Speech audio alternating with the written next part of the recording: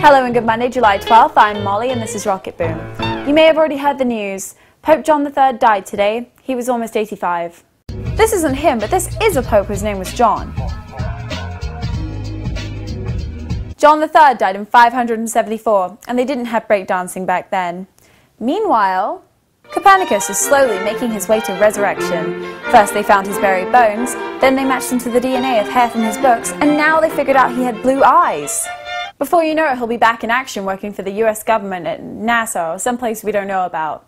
Still alive but having trouble waking up? This is probably the most serious alarm clock I have ever seen. A computer is hooked up to a compressed air unit which, as you can imagine, would wake most people up. Lesson learned?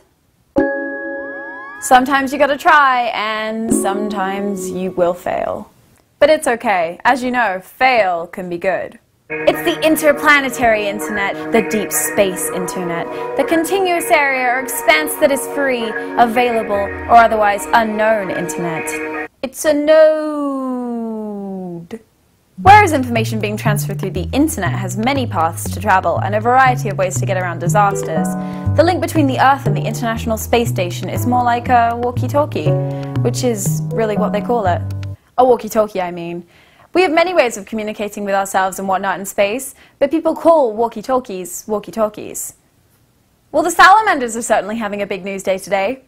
These tiny little things have an unusual snout. They are really small. They're one of around 560 species of salamanders in the world, but it's apparently so different due to its snout, it's received its own genus status.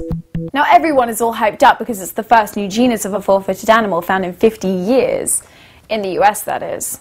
So I'm still looking into this story, and I have a feeling these salamanders are working the press and have everyone lit up about being classified into a new genus. I mean, what does it take to get this kind of a status? What does it take to get this kind of a status update?